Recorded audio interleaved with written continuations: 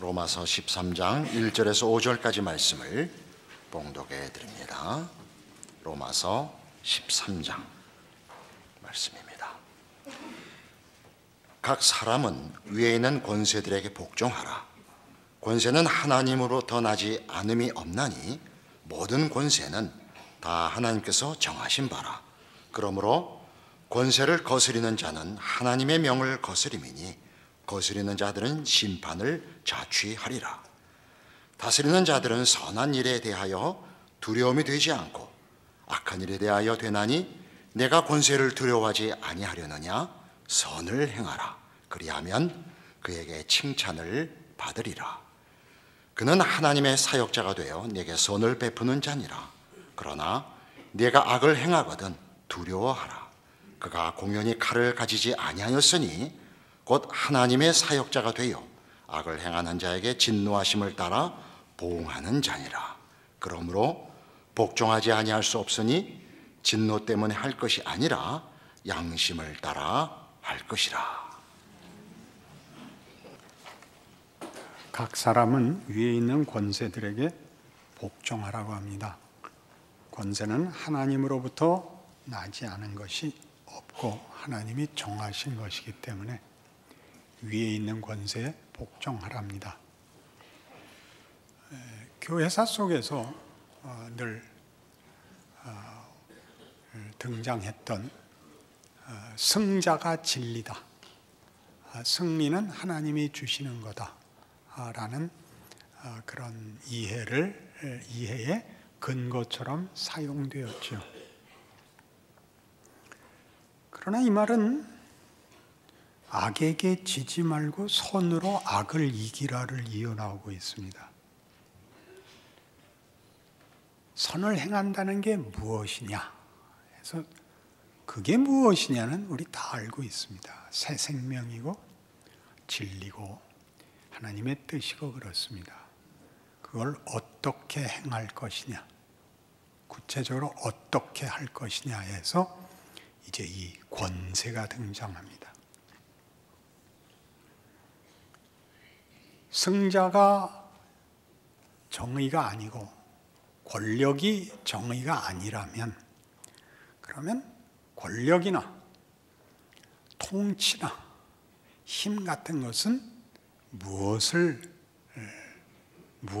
위하여 있는 것일까요? 우리 쉽게 통치자가 국민을 위해서 있어야 된다. 누구나 알고 있는 일입니다만 그런 경우는 인류 역사에 별로 없습니다. 그럼 엎으면 잘 되냐? 엎고 나면 또 똑같아지곤 했던 게 인류 역사의 반복입니다. 이 문제는 성경은 선을 행하는 구체적인 방식으로 등장하고 있다는 것을 유념해야 됩니다. 예수님의 등장을, 예수님의 성육신을 사도 바울은 갈라디아서 4장 4절에서 이렇게 뜻밖의 관점을 가지고 서술합니다. 때가 참에 그리스도께서 여자에게서 율법 아래 태어나셨다고 말입니다. 때가 참에란 무엇일까요? 전후가 있다는 것이죠. 전후. 그걸 뭐라 그러죠? 문맥이라고 합니다. 그가 웃었다. 그러면 알아먹을 수가 없습니다. 웃는 그림을 그려라. 그러면 눈이 밑으로 둥그렇고 입이 위로 둥그란 그림을 그리는 것이 웃는 것입니다. 문맥을 보면 웃는다는 여러 가지로 쓰입니다. 웃는다, 기뻤다. 맨 먼저 떠오르는 텍스트겠죠. 웃었다, 분노했다. 이게 다른 표현이기도 합니다. 그렇지 않습니까? 제가 웃는 건 뭐 같습니까? 문맥이 있어야죠. 예수님의 성육신은 약속됐고 오시기까지 구약 역사가 있습니다.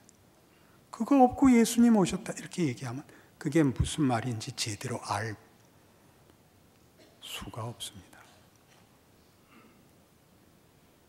그 시간이라는 전후가 있듯이 그 문맥을 형성하듯이 공간적 틀을 만듭니다. 무대이기도 하고 내용을 담는 그릇이기도 한 것, 구조, 체제, 조직, 관계 같은 것 말입니다. 그게 여기서 말하는 권세입니다. 모든 컨텍스트는 내가 만들었다. 그 안에서 텍스트를 담아내라. 그런 얘기입니다. 제가 말하는 컨텍스트는 전문적으로 쓰는 컨텍스트와 좀 더 다릅니다. 왜요? 성경을 얘기하려니까 문학에서 얘기하는 컨텍스트 갖고는 다 담을 수 없죠. 문맥일 뿐만 아니라 조금 전에 얘기한 것 같이 그릇이 되기도 하고 무대가 되기도 하고 그때 어떤 형태가 되기도 합니다. 예수님이 공생애를 시작하시면서 광야에서 마귀에게 시험을 받습니다. 이 돌들을 명하여 떡덩이가 되게 하라. 성전에서 뛰어내리라. 내게 절하라. 그건 다 뭘까요? 컨텍스트 속에 들어오지 말고 컨텍스트 밖으로 나가시라는 요구입니다. 그리 아니하겠다. 그래서 무한이라는 내용이 제한인 것 같은 컨텍스트 속으로 들어오시는 것이 그의 공생애입니다. 왜 그래야 하죠?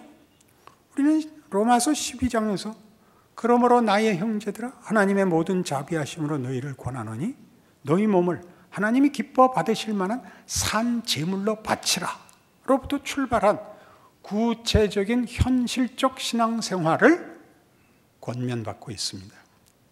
산 제물은 뭐라고요? 산 제사는 삶으로 드리는 제사였습니다. 우리는 그 삶을 그러니까 자꾸 종교화하죠. 기도, 성경 읽기, 교회 가기라고 특화되지 삶 24시간과 실전 전체를 바치는 방법은 잘 모릅니다. 교회 갔을 때는 교회에서 하는 이 일에 참여하고 열심을 내면 그것이 종교 행위인 것 같고 돌아오면 어쩔 줄 모르고 그래서 더 많은 시간을 종교 행위에 할애하는 것이 신앙이 좋은 것이라 그렇게 막연하게 생각할 수밖에 없었습니다. 그렇지 않다고 얘기합니다.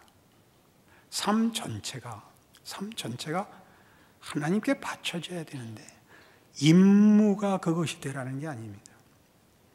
삶이라는 것, 우리가 하찮게 여기는 모든 것이 이렇게 예수 그리스도의 성육신처럼 그런 삶이라는 컨텍스트 속에 네가 믿고 고백한 텍스트를 담는 구체적인 것이다 라고 성경이 말하고 있죠.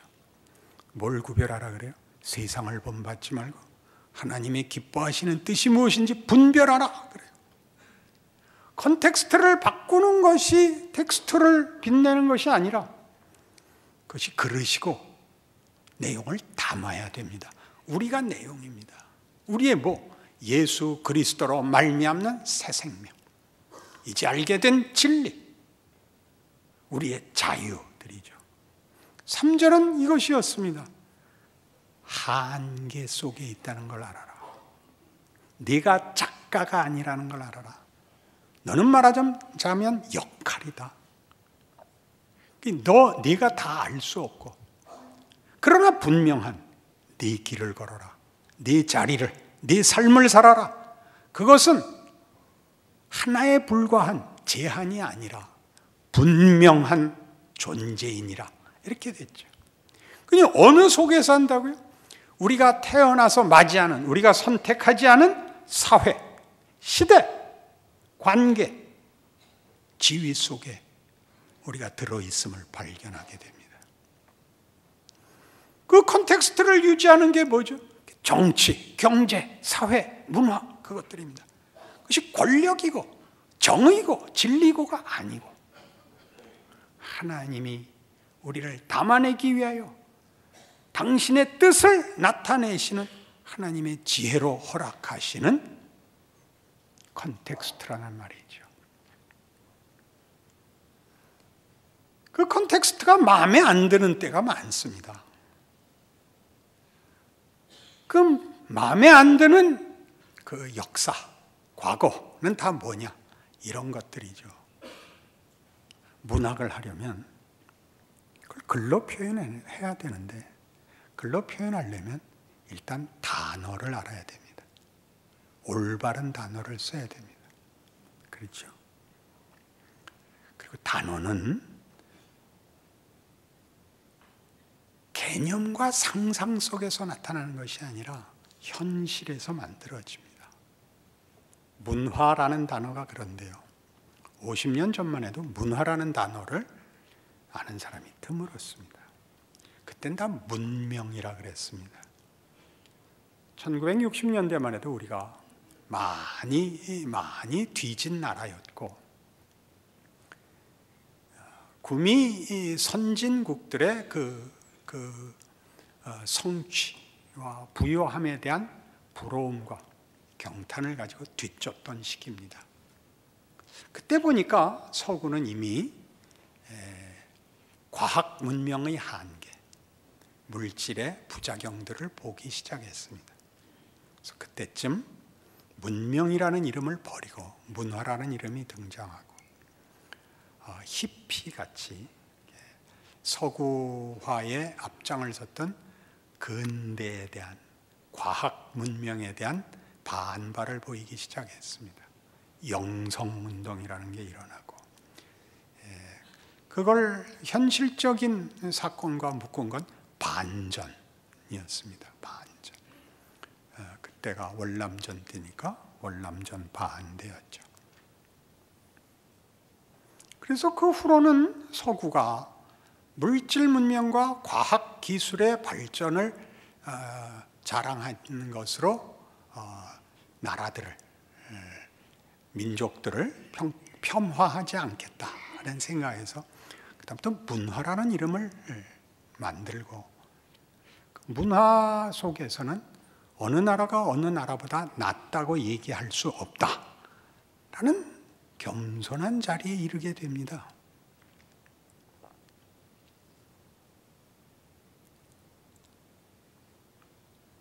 한 내용을 담기 위해서 이런 단어가 필요하듯이 문명 갖고는 설명이 되지 않는 인류와 현실에 대하여 문화라는 단어를 만들어야 되는 필요. 그래서 이 단어가 만들어지듯이 단어를 이해하고 단어를 이어 문장을 만들 수 있어야 됩니다. 문장을 만들어야 드디어 사상이 담깁니다. 사상은 그냥 사랑, 진심 이렇게는 담아지지가 않습니다. 컨텍스트가 없이 텍스트만을 얘기하면, 옛날에 서영춘 씨라는 분, 유명한 분이 아주 유명한 말을 남겼는데, 인천 앞바다가 사이다래도 고프가 없으면 못 마십니다. 그때 이미 컨텍스트와 텍스트를 구별했었던 것 같습니다. 잘 생각해 보십시오.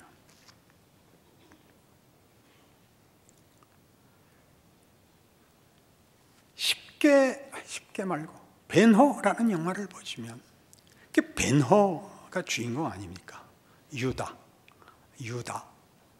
훌의 자손 유다의 이야기인데 그가 주인공이고 그의 생애입니다. 그러나 텍스트는 예수입니다. 그건 이제 다 아시겠죠.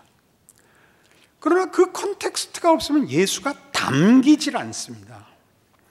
예수님이 나와서 예수님이 얼마나 정말 굉장한 분인가를 아무리 그려도 그걸로는 이미 믿은 사람들만 확인하지, 안 믿는 사람들은 그거 보고는 절대 회개하지 않습니다. 공유할 컨텍스트가 없기 때문입니다. 여러분이 해야 됩니다. 저게 내 친구고 저게 순학질인데 저게 예수를 믿다니, 그 컨텍스트를 가지지 않는 한 그 텍스트가 담겨지지가 않습니다. 왜 성질은 부리고 그러세요? 글쎄 말이에요. 같은 컨텍스트를 공유하고 있는 겁니다. 어떤 컨텍스트?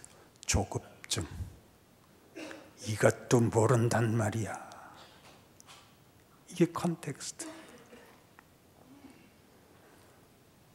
그의 억울함, 그의 시대적 시위, 지금 오늘 본문과 똑같이 로마의 통치 아래에 있는 분노한 유대인, 하나님을 섬기고 하나님께 특별히 선택된 우월감, 자존심의 상처를 입은 자, 오랜 친구였던 메살라의 배반, 로마의 아첨, 의리와 현실에 대한 분노, 그것이 배너죠.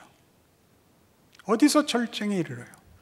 메살라를 죽여도 생기지 않는 답, 보상되지 않는 영혼의 답. 당신이 메살라 같아요. 중요한 장면이 되죠. 그리고 끝이 뭡니까? 이 말이 내 가슴에서 칼을 내려놓게 했어.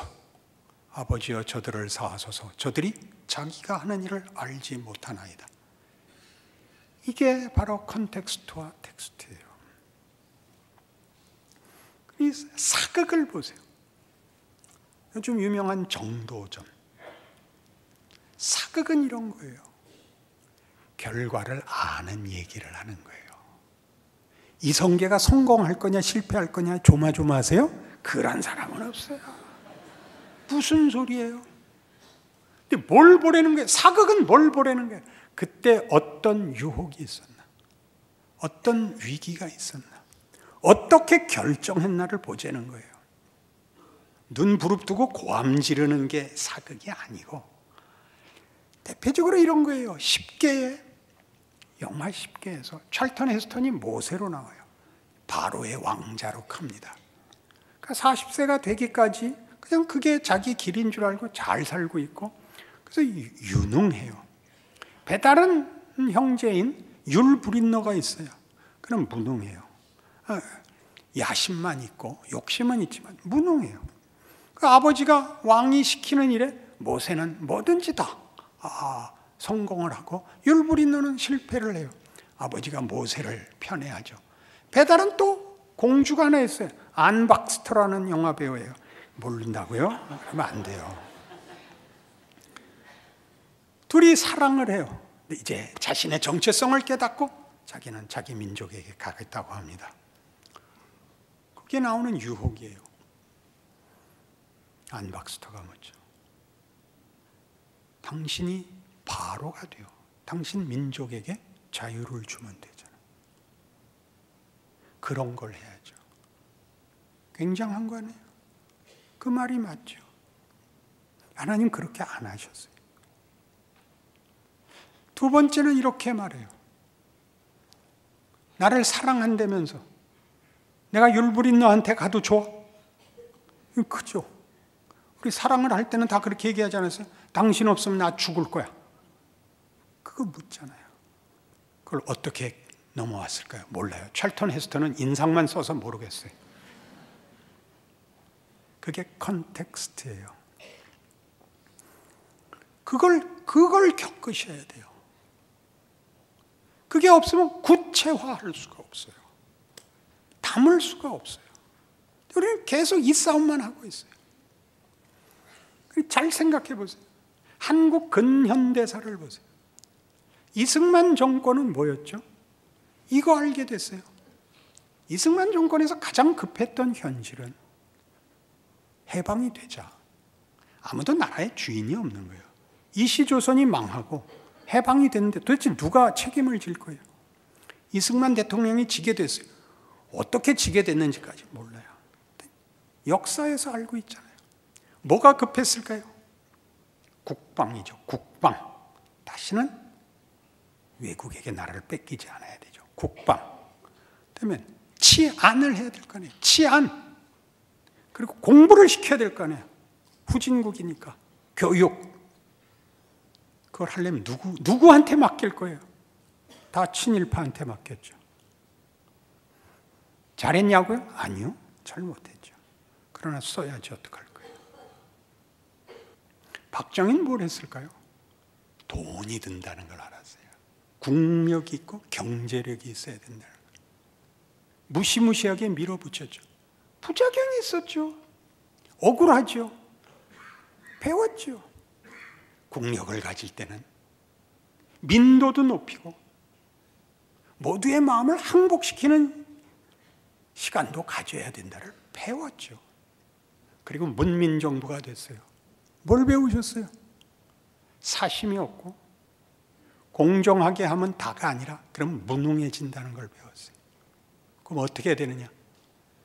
오래 해야 돼요. 지도자나 백성이 시간을 가져야 돼요. 빨리 답을 내라고요? 그런 건 없어요. 우리 경부선 제일 빨리 만들고 보수공사 때문에 원가의 10배를 꼬나박아요. 그죠? 빨라야 되는 때 있고 튼튼히 늦게 가야 되는 때 있다. 배웠어요. 유능하다는 건 뭐예요? 유능하다는 건 행운과 불운을 넘어 지금 무엇을 해야 하는지를 아는 분별이에요. 지금은 무엇을 하느냐? 무엇을 할 수 있느냐?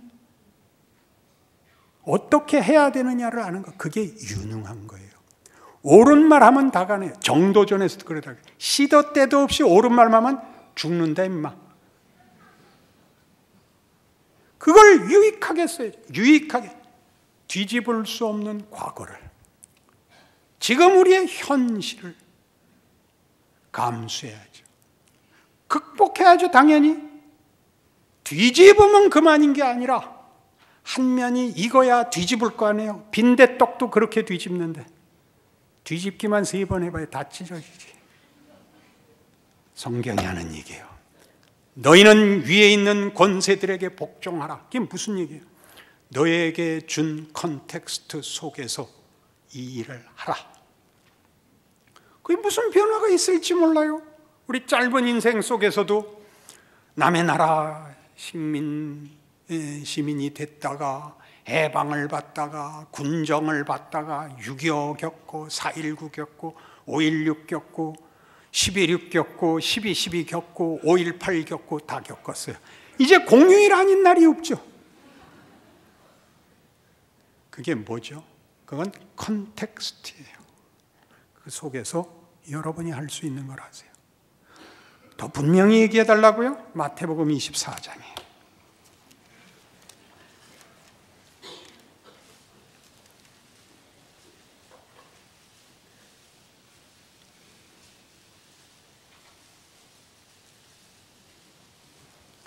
마태복음 24장 32절. 무화과 나무의 비유를 배우라. 그 가지가 연하여지고 잎사귀를 내면 여름이 가까운 줄을 아나니 이와 같이 너희도 이 모든 일을 보거든 인자가 가까이 곧 문 앞에 이른 줄 알라. 내가 진실로 너희에게 말하노니 이 세대가 지나기 전에 이 일이 다 일어나리라. 천지는 없어질지언정 내 말은 없어지지 아니하리라. 그러나 그날과 그때는 아무도 모르나니 하늘의 천사들도 아들도 모르고 오직 아버지만 아시느니라. 노아의 때와 같이 인자의 임함도 그러하리라. 홍수전에 노아가 방주에 들어가던 날까지 사람들이 먹고 마시고 장가들고 시집가고 있으면서 홍수가 나서 그들을 다 멸하기까지 깨닫지 못하였으니 인자의 임함도 이와 같으리라. 그때 두 사람이 밭에 있으면 한 사람은 데려가고 한 사람은 버려둠을 당할 것이요 두 여자가 맷돌질을 하고 있으면 한 사람은 데려가고 한 사람은 버려둠을 당할 것이니라. 그러므로 깨어있으라. 어느 날에 너희 주가 임할는지 너희가 알지 못함이니라.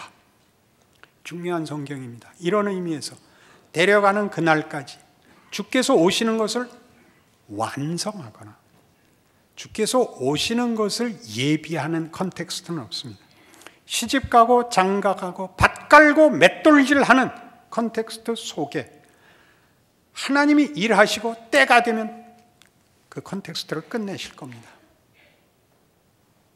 이해하시겠습니까? 역사가 종말을 만들거나 종말로 치닫고 있는 것이 아니라 역사는 반복되는 것 같고 나아지는 것 없고 생각이 없듯이 지나갑니다. 그래서 하나님은 일하고 계십니다. 그 일들을 잘하면 더 나은 세상이 되고 더 좋은 인간이 되고, 그렇게 인류와 역사가 그러지는 않습니다. 왜 그렇게 장담하냐고요? 아무리 예수를 잘 믿어도 여러분 자식은 여전히 죄인으로 태어납니다. 좀 난애가 태어나지 않습니다. 그리고 그도 그 스스로 자기 인생 속에서 예수를 만나야 됩니다. 그래서 자기가 그래 결국 이거였어. 그때는 67입니다. 알아들으세요?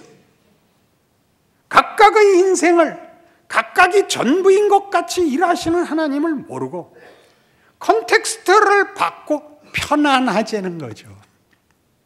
그래서 모두에게 고함만 지르고 있어요. 깨어있으라. 이게 무슨 말이에요? 깨어있으라. 뭐가 텍스트인지 알아라. 너에게 주어진 컨텍스트와 텍스트를 혼동하지 마라. 네가 못할 것 하나도 없다. 밖으로 만드는 것으로 내 일이 끝나지 않는다. 그런 이야기죠. 에베소서 5장. 못 알아들은 얼굴을 하고 있으니까 하나 더 봅시다.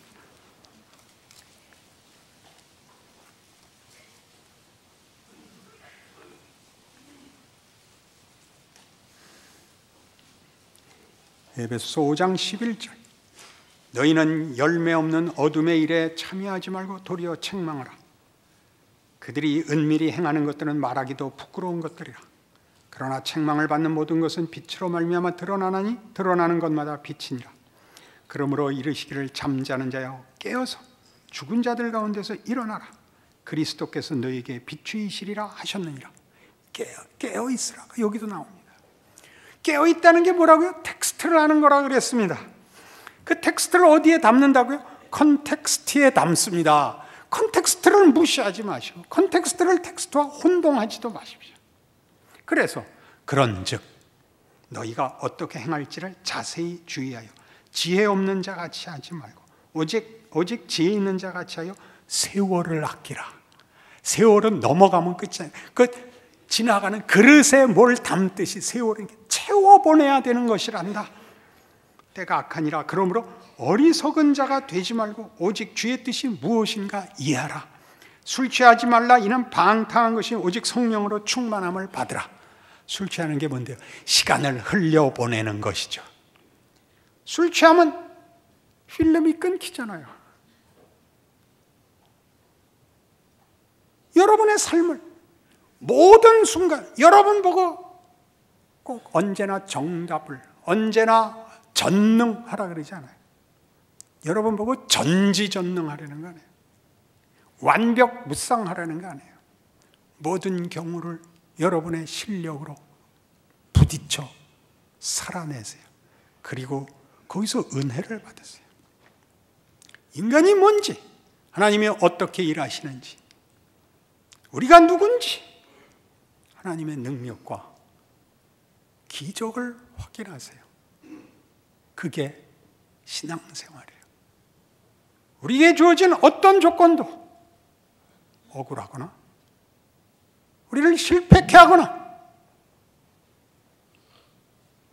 절망으로 끝날 수 있는 것은 없대요. 로마서 8장에서 이미 다 한 거예요. 그렇죠? 기도하십시다. 하나님 아버지, 우리가 무서워한 건 사실 믿음 없음이었습니다. 우리의 조건은 최선의 하나님의 지혜고 하나님의 의지고 하나님의 일하심입니다. 내가 당하는 모든 조건 속에서 원망과 게으름과 어리석음을 걷어버리고 내 삶을 살게 하옵소서. 우리에게 준 조건 속에서 걱정하며 염려하며 탄식하며 기도하며 하나님의 사람으로 살아 우리가 산 오늘을 하나님 앞에 바치는 위대한 하나님의 증인들이 되게 하시옵소서. 예수님 이름으로 기도합니다.